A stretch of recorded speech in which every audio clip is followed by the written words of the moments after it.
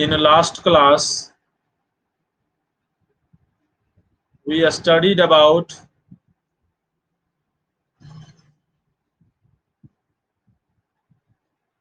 आवेश।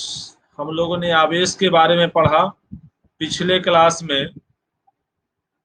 अब हम लोग विद्युत आवेश के बारे में सब कुछ हम लोगों ने पढ़ लिया, जितना भी विमा था, मात्रक था, कूलाम के नियम, सब कुछ पढ़ चुके हैं।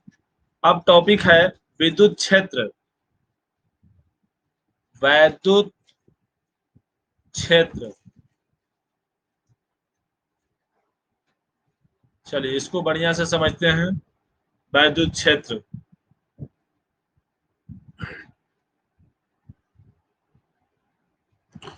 जैसे मान लीजिए कि आपके पास एक छोटा सा चुंबक रखा हुआ है। बचपन में हम लोग एक चुंबक ले लेते थे और चुंबक के चारों ओर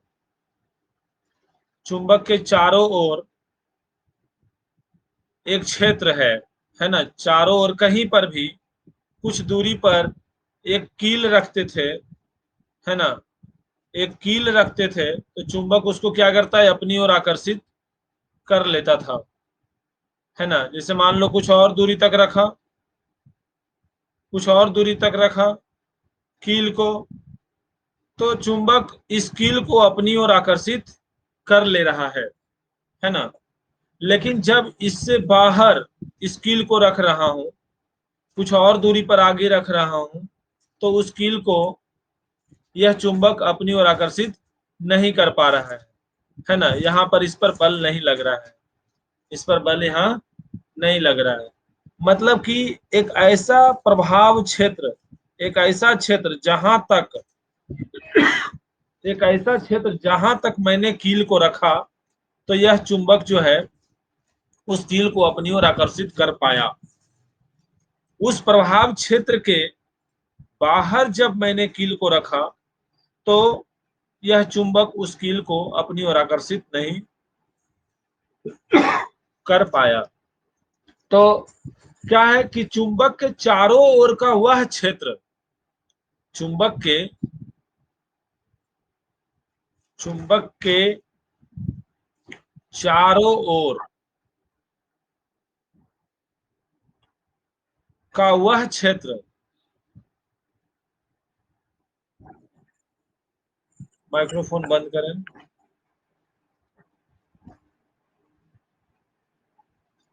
चुंबक के चारों ओर का वह क्षेत्र जिसमें चुंबक किसी लौह पदार्थ को अपनी ओर खींच सकता है ना। चुंबक किसी लौह पदार्थ को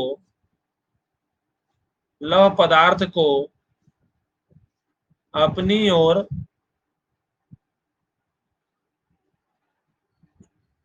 खींच सकता है, वह क्षेत्र चुंबकीय क्षेत्र कहलाता है। वह क्षेत्र चुंबकीय क्षेत्र कहलाता है।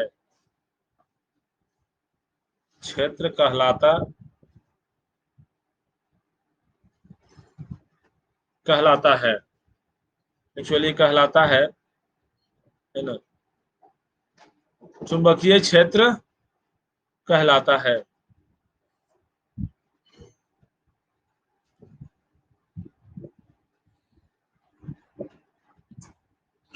ओके, अब यहां बात रही आवेश की। जैसे मान लो कि मैंने क्या किया, एक आवेश रखा यहाँ पर, तो आवेश के चारों ओर भी एक क्षेत्र होते हैं, है ना। हम लोगों ने पिछले क्लास में पढ़ा कि आवेश दूसरे आवेश पर बल लगाता है ना। कूलाम के नियम से हम लोगों ने पढ़ा कि जो लगने वाला बल होता है वो उस दूरी के वर्ग के व्युत्क्रमानुपाती होता है। जैसे मान लो कि मैंने कोई धन आवेश को रखा। हाँ, हाँ, अभी विद्युत क्षेत्र नहीं बताए, अभी चुंबकीय क्षेत्र बताए थे। ठीक है, फिर से बता रहे हैं। देखिए चुंबकीय क्षेत्र, सब अभी वैद्युत क्षेत्र ही बता रहा हूं, अभी ये जो मैं बताया वो क्या बताया, चुंबकीय क्षेत्र बताया।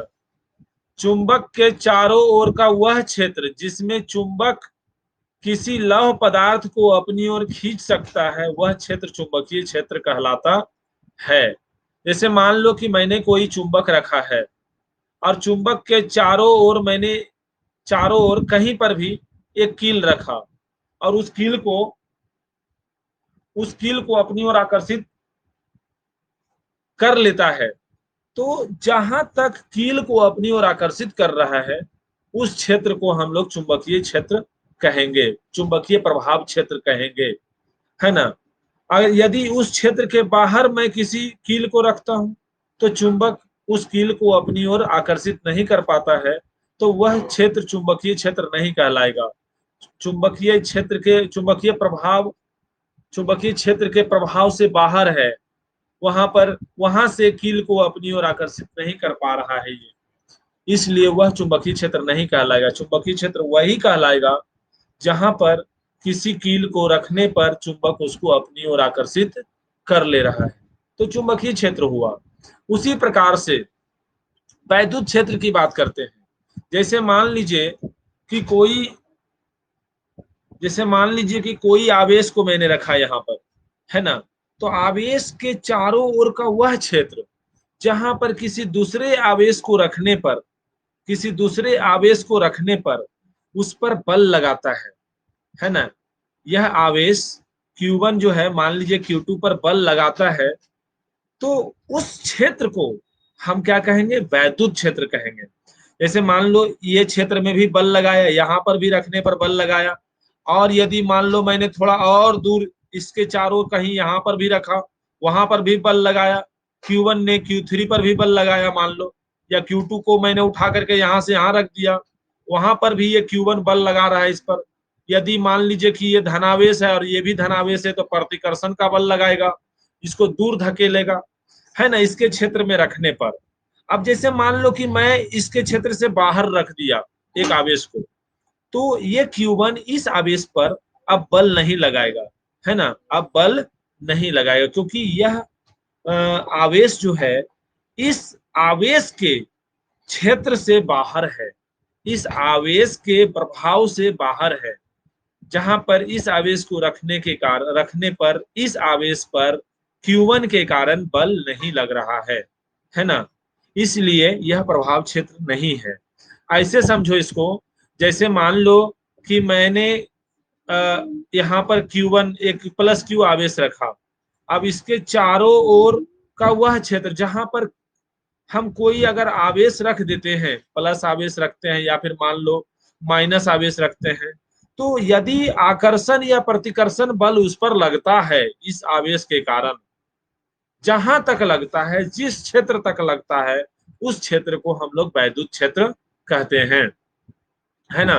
जैसे समझिए कि यदि मान लो कि मैंने प्लस क्यू आवेश रखा यहाँ पर, और उसके इसका जो प्रभाव क्षेत्र है ये इतना दूर है, यदि मैं किसी आवेश को यहाँ पर रखता हूं, किसी मान लो माइनस क्यू आवेश को रखता हूं, तो इसको अपनी ओर आकर्षित कर लेगा ये, है ना। अगर इस क्षेत्र में प्लस क्यू आवेश रखता हूं तो इसको दूर प्रतिकर्षित करेगा, अपने से दूर धकेलेगा। तो इस आवेश के चारों ओर का वह क्षेत्र जिस पर किसी अन्य आवेश को रखने पर उस पर आकर्षण या प्रतिकर्षण का बल लगता है, तो उस क्षेत्र को हम लोग वैद्युत क्षेत्र कहते हैं, है ना। वैद्युत क्षेत्र की परिभाषा लिखिए, जैसे मान लीजिए और समझिए कि जैसे मान लीजिए गोपाल सर से आप लोग पढ़ रहे हैं, गोपाल सर का कोचिंग कहाँ पे है, कृष्णापुरी में है। तो कृष्णापुरी में मेरे कोचिंग के अगल बगल में मान लीजिए पढ़ाते पढ़ाते मैंने कहा आपको कि जाओ बच्चा 4 कप जो है चाय लेते आओ, 4 कप चाय लेते आओ। तो मेरे कोचिंग के बगल में मान लीजिए एक चाय का दुकान है, वहां पर गए और आप बोले कि गोपाल सर 4 कप चाय मांगे हैं, दे दीजिए।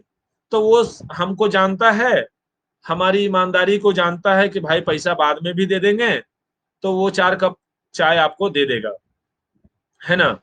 और यदि मान लो आप कृष्णापुरी जो मेरा कोचिंग है उसके बगल में ना जाकर आप चले गए बारसलीगंज के किसी दूसरे कोने में चले गए, है ना, जहां मेरा प्रभाव नहीं है, मुझे नहीं जानता है वो चाय वाला, और वहां जाकर के आप बोलेंगे कि गोपाल सर 4 कप चाय मांगे हैं, तो आपको जो है आपके ऊपर गुस्सा होकर के आपको गाली दे करके कहेगा, है ना, कि चल बे भाग यहाँ से, कौन गोपाल सर बे, इस प्रकार से कहेगा।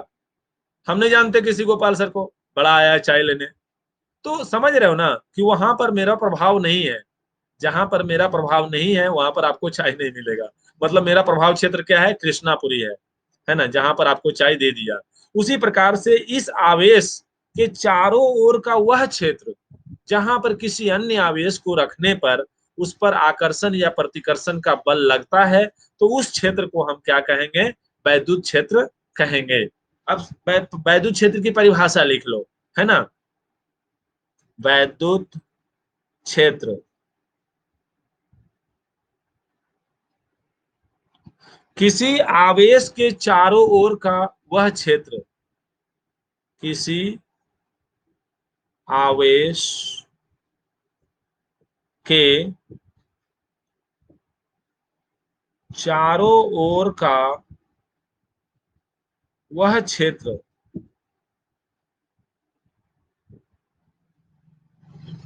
जिसमें किसी अन्य आवेश को रखने पर, अन्य आवेश को रखने पर उस पर, यहां लिख लो, उस पर रखने पर उस पर आकर्षण या प्रतिकर्षण का बल लगता है, उस पर आकर्षण या प्रतिकर्षण बल लगता है,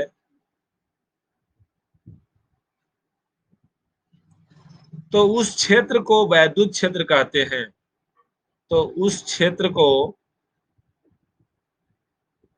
वैद्युत क्षेत्र कहते हैं।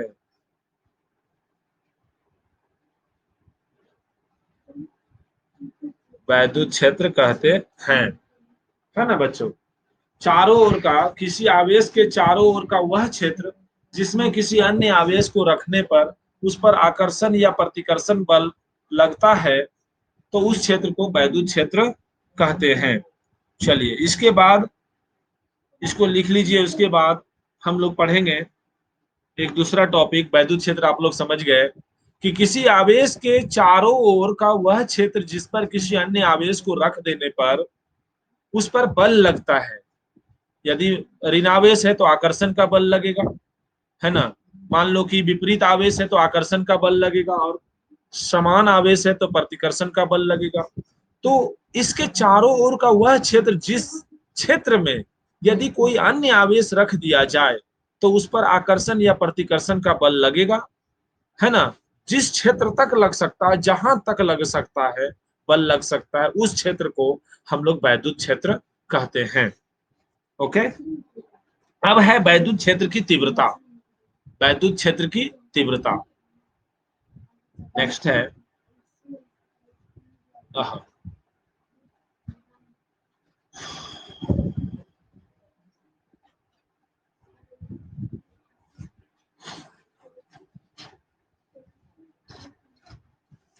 वैद्युत क्षेत्र की तीव्रता,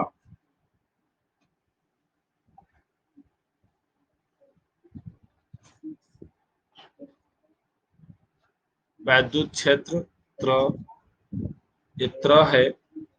वैद्युत क्षेत्र की तीव्रता,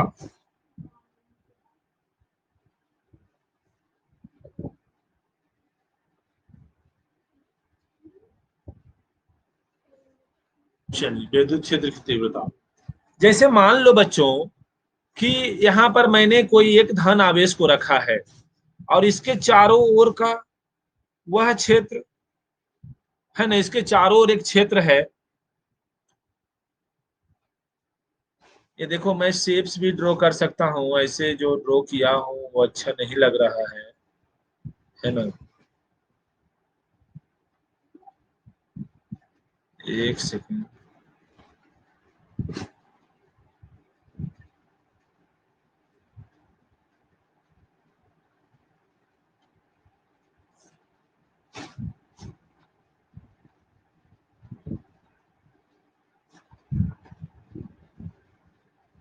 हाँ, मान लीजिए कि यहां पर मैंने एक आवेश रखा है और इसके चारों ओर का वह क्षेत्र जिसमें किसी अन्य आवेश को रखने पर एक आकर्षण या प्रतिकर्षण का बल लगता होगा, है ना।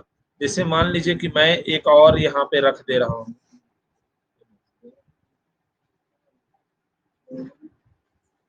मान लीजिए कि इतना दूर तक इस पर आकर्षण या प्रतिकर्षण बल लगता है। चलो जी, यहाँ पे मैंने आवेश रखा है और यहाँ पर एक दूसरा आवेश रख देता हूँ, प्लस आवेश ही रख रहा हूँ, जिस पर भी ये बल लगाएगा, क्योंकि यहां तक इसका विद्युत क्षेत्र है, यहां तक। यहां पर भी एक आवेश रखूंगा तो वहां पर भी एक बल लगेगा, है ना।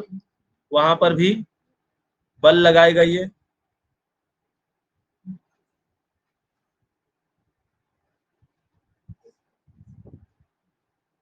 यहां भी आवेश रख दूं एक तो वहां भी बल लगाएगा। लेकिन यदि कोई आवेश को मैं बाहर रख दूंगा तो उस पर ये बल नहीं लगाएगा, क्योंकि हम लोग गुलाम चाचा का जो नियम पढ़े थे, तो जो लगने वाला जो बल होता है वो डायरेक्टली प्रोपोर्शनल होता है दूरी के वर्ग का, है ना। दूरी के वर्ग का डायरेक्टली प्रोपोर्शनल होता है। कि जैसे जैसे, सॉरी, इनवर्सली प्रोपोर्शनल होता है, दूरी के वर्ग का इनवर्सली प्रोपोर्शनल होता है। जैसे जैसे दूरी बढ़ता जाएगा वैसे वैसे लगने वाला बल घटता जाएगा। ये हमारा एक आवेश है। इस आवेश से, ये आवेश निकट है तो इस पर ज्यादा बल लगेगा, ये आवेश थोड़ा दूर है तो इस पर कम बल लगेगा, ये आवेश और दूर है तो उस पर लगने वाला बल और निर्बल होगा, है ना। ये आवेश बिल्कुल दूर है, ये इतना दूर है कि इसके प्रभाव क्षेत्र से बाहर हो गया तो यहाँ पर लगने वाला बल क्या हो जाएगा, शून्य हो जाएगा। तो यहाँ पर आपने देखा कि जैसे जैसे इस आवेश से हम दूर जा रहे हैं वैसे वैसे लगने वाला बल का मान भी घटता जा रहा है ना। वैद्युत क्षेत्र की तीव्रता क्या होता है? किसी वैद्युत क्षेत्र में, वैद्युत क्षेत्र की तीव्रता वह भौतिक राशि है जो किसी वैद्युत क्षेत्र में वैद्युत क्षेत्र का मान बताता है, वैद्युत बल का मान बताता है ना। जैसे मान लो कि यहाँ पर मैंने एक आवेश रखा है, तो इस आवेश के कारण जो वैद्युत बल लगेगा दूसरे आवेश पर वो कितना लगेगा। तो यहाँ निकट है तो ज्यादा लगेगा, ये थोड़ा दूर है तो इस पर बल कम लगेगा, है ना। ये और दूर है तो इस पर बल और कम लगेगा, ये ज्यादा दूर है तो इस पर बल बिल्कुल जीरो के बराबर लगेगा।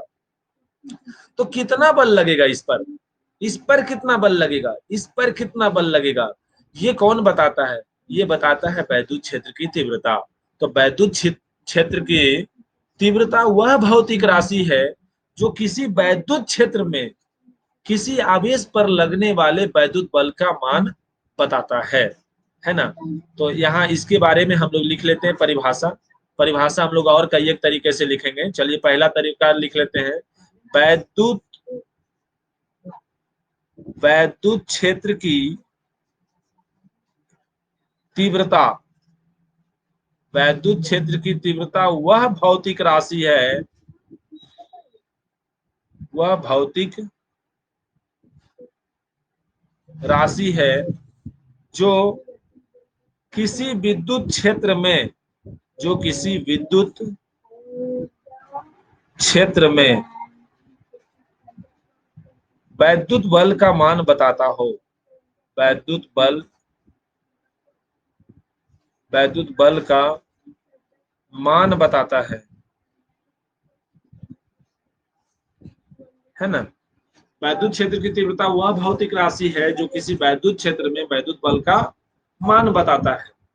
तो जैसे मान लीजिए कि यहाँ पर मैंने कोई एक आवेश रखा है ना, कोई आवेश रखा है, तो इस आवेश पर कितना वैद्युत बल लग रहा है ना। तो ये वैद्युत बल कौन बताएगा? ये बताएगा वैद्युत क्षेत्र की तीव्रता। वैद्युत क्षेत्र की तीव्रता क्या चीज से ज्ञात करते हैं? ई से ज्ञात करते हैं। तो कितना बल लग रहा है, इस टॉपिक से थोड़ा सा हट करके हम लोग एक दूसरे टॉपिक पे थोड़ा सा चर्चा करते हैं। बच्चों ध्यान से सुनिएगा। परीक्षण धन आवेश। हाँ, अच्छा, परीक्षण धन आवेश।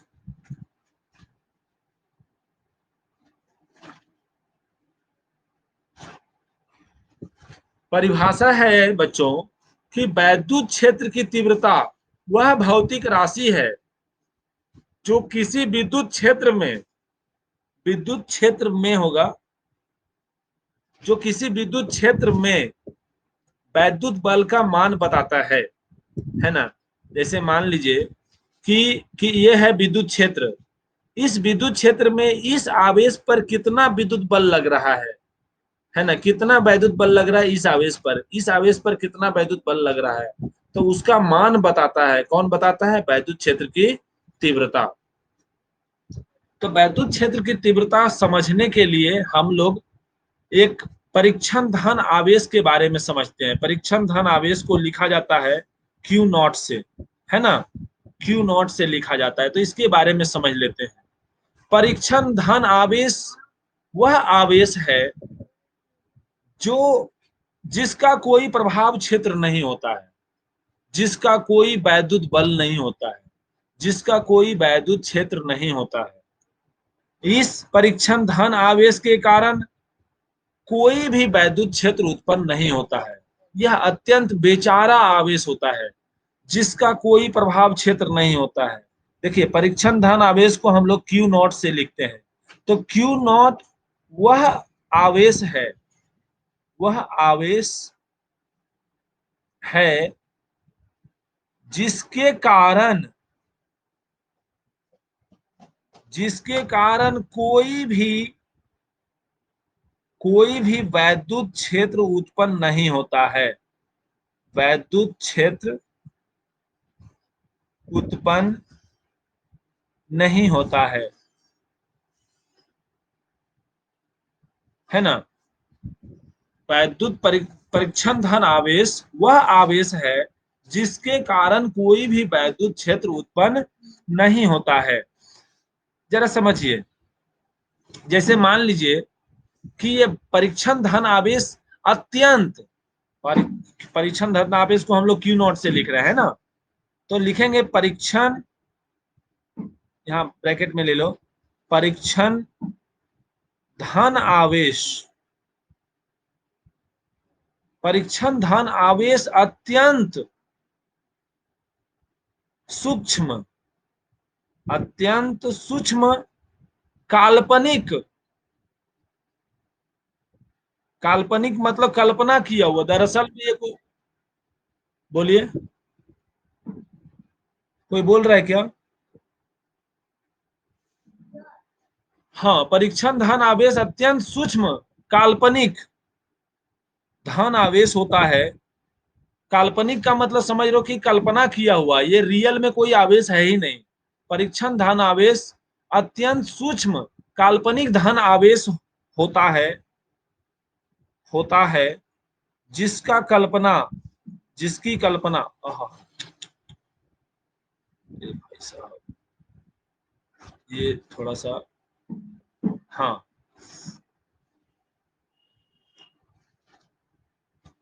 जिसकी कल्पना गुलाम ने किया था, गुलाम ने किया था, समझे। परीक्षण धन आवेश जो होता है अत्यंत सूक्ष्म काल्पनिक धन आवेश होता है जिसकी कल्पना गुलाम ने किया था। ध्यान दीजिए, ये परीक्षण धन आवेश के कारण कोई भी क्षेत्र नहीं होता है, कोई क्षेत्र उत्पन्न नहीं करता है। परीक्षण धन आवेश किसी दूसरे आवेश के क्षेत्र को केवल महसूस करता है, किसी दूसरे आवेश के क्षेत्र को केवल महसूस कर सकता है, केवल महसूस कर सकता है।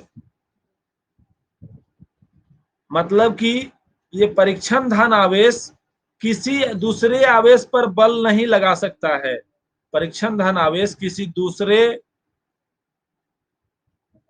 आवेश पर, किसी दूसरे आवेश पर बल नहीं लगा सकता है, इतना छोटा है ये, नहीं लगा सकता है, केवल बल का महसूस कर सकता है ना। इसको नोट कर लें, यहां पे लिख देता हूं, यह केवल दूसरे आवेश के कारण बल महसूस कर सकता है, दूसरे आवेश के कारण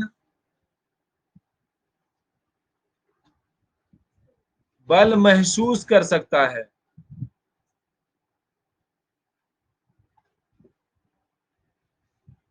ना।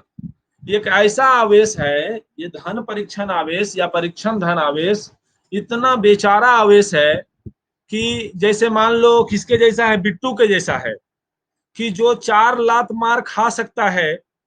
यह ऐसा धन आवेश है, यह ऐसा परीक्षण आवेश है, इतना छोटा है कि 4 लात मार खा सकता है, लेकिन यह आंख उठा करके भी किसी को नहीं देख सकता है। समझ लीजिए, समझ या इससे समझिए कि इतना सूक्ष्म आवेश है कि केवल महसूस कर सकता है ये किसी दूसरे आवेश के कारण। बल जो लग रहा है ये बल का महसूस कर सकता है, लेकिन किसी दूसरे आवेश पर बल नहीं लगा सकता है ना। समझ रहे हो ना, कि वह आवेश है जो केवल बल को महसूस कर सकता है, किसी दूसरे आवेश पर बल नहीं लगा सकता है। तो यह धन परीक्षण आवेश हम लोगों ने समझ लिया। अभी हमें समझना है वैद्युत क्षेत्र की तीव्रता। चलिए, वैद्युत क्षेत्र की तीव्रता समझ रहे हैं। हाँ बोलिए। हाँ बोलो।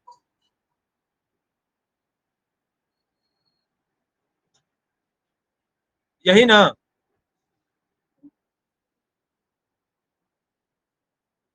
ओके। हाँ जी, देखिए, तो हम लोग वैद्युत क्षेत्र की तीव्रता समझ रहे हैं। जैसे मान लो कि यहाँ पर प्लस आवेश है ना, एक आवेश है, और इस आवेश के कारण, तो हम लोगों ने अभी क्या पढ़ा, परीक्षण धन आवेश। तो गुलाम चाचा ने क्या किया कि यहाँ पर एक परीक्षण धन आवेश रख दिया, यहाँ पर एक परीक्षण धन आवेश रख दिया। अब इस आवेश के कारण इस पर लगने वाला बल ज्ञात किया। हम लोग क्या पढ़ रहे हैं कि वैद्युत क्षेत्र की तीव्रता एक वह भौतिक राशि है जो किसी बिंदु पर, किसी विद्युत क्षेत्र में किसी बिंदु पर वैद्युत बल का मान बताता है ना। विद्युत क्षेत्र की तीव्रता वह भौतिक राशि है जो कोई वैद्युत क्षेत्र में किसी बिंदु पर वैद्युत बल का मान बताता है। तो इस आवेश के कारण इस आवेश पर कितना बल लग रहा है, सबसे पहले हम ये ज्ञात कर लेंगे, और फिर बल ज्ञात करने के बाद उसको धन परीक्षण आवेश से या परीक्षण धन आवेश से डिवाइड कर देंगे, तो वही हमारा हो जाएगा वैद्युत क्षेत्र की तीव्रता, है ना। वैद्युत क्षेत्र की तीव्रता क्या होता है कि किसी धन परीक्षण आवेश पर लगने वाला बल तथा परीक्षण धन आवेश के अनुपात को उस बिंदु पर वैद्युत क्षेत्र की तीव्रता कहते हैं।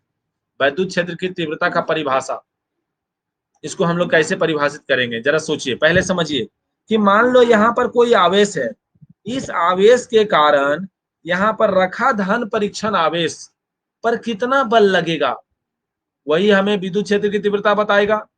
विद्युत क्षेत्र की तीव्रता होता क्या है कि किसी बिंदु पर कितना वैद्युत बल लग रहा है, वही होता है ना।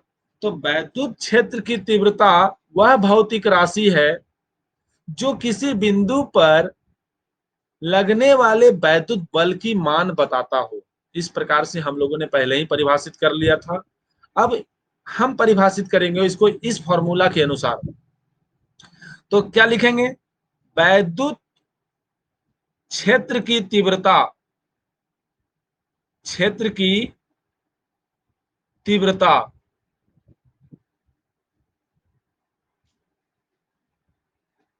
परीक्षण धन आवेश पर, परीक्षण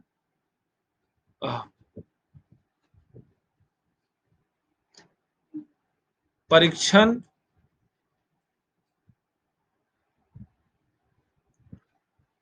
धन आवेश पर लगने वाला बल, लगने वाला बल तथा परीक्षण आवेश के अनुपात को, तथा परीक्षण आवेश के अनुपात को, है ना, अनुपात को क्या है, वैद्युत क्षेत्र की तीव्रता परीक्षण धन आवेश पर लगने वाला बल तथा परीक्षण आवेश के अनुपात को कहते हैं, है ना। वैद्युत क्षेत्र की तीव्रता क्या है, उस परीक्षण आवेश पर लगने वाला बल तथा परीक्षण आवेश के अनुपात को वैद्युत क्षेत्र की तीव्रता कहते हैं। तो ये हो गया वैद्युत क्षेत्र की तीव्रता का परिभाषा। एक तरीके से और परिभाषित कर सकते हैं इसको। देखिए, यदि मान लो कि मैंने जो यहाँ पे लिखा E equal to F by Q, E equal to F by Q, तो इसी में यदि मैं Q इक्वल टू मान लू 1 कूलाम, है ना, 1 कूलाम, तो एकांक हो जाएगा, एकांक परीक्षण धन आवेश, तो क्या हो जाएगा, E इक्वल टू एफ हो जाएगा, E इक्वल टू क्या हो जाएगा, एफ। तो कैसे परिभाषित करेंगे, वैद्युत क्षेत्र की तीव्रता किसी एकांक परीक्षण धन आवेश पर लगने वाले बल के बराबर होता है। वैद्युत क्षेत्र की तीव्रता, वैद्युत क्षेत्र की तीव्रता किसी एकांक परीक्षण धन आवेश, परीक्षण धन आवेश, एकांक कह दिया मतलब 1 कूलाम, परीक्षण धन आवेश क्या हो गया, 1 कूलाम। वैद्युत क्षेत्र की तीव्रता किसी एकांक परीक्षण धन आवेश पर लगने वाला बल के बराबर होता है, बल के बराबर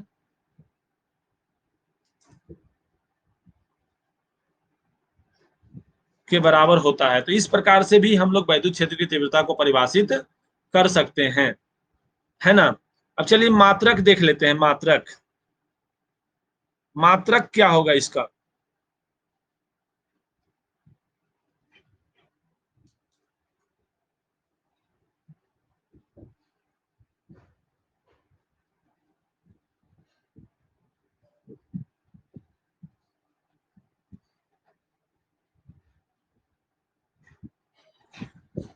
मात्रक देखिए फॉर्मूला क्या है, फॉर्मूला है E equal to F by Q not.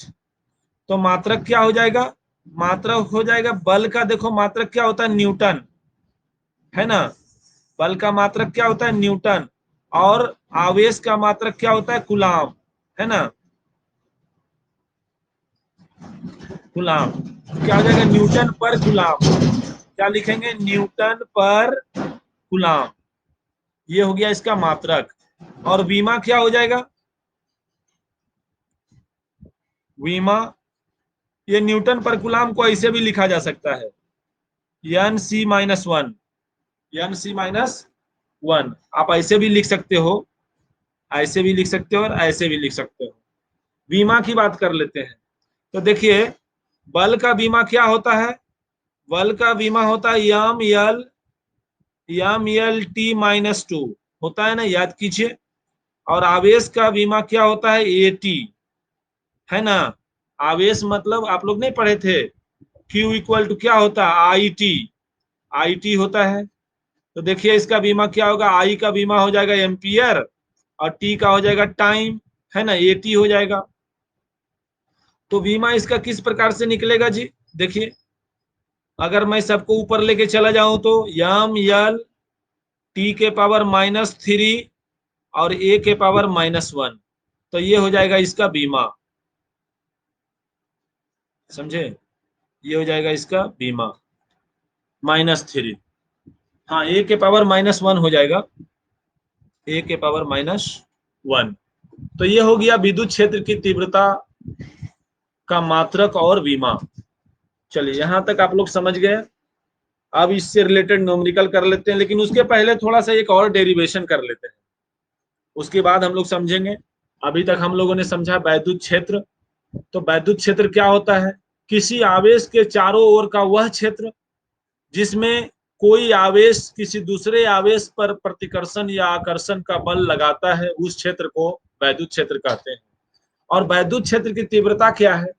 वैद्युत क्षेत्र की तीव्रता वह भौतिक राशि है जो किसी विद्युत क्षेत्र में किसी अन्य, जो कि हम लोगों ने इधर पढ़ा था पिछले पेज में, है ना, वैद्युत क्षेत्र की तीव्रता वह भौतिक राशि है जो किसी विद्युत क्षेत्र में वैद्युत बल का मान बताता है।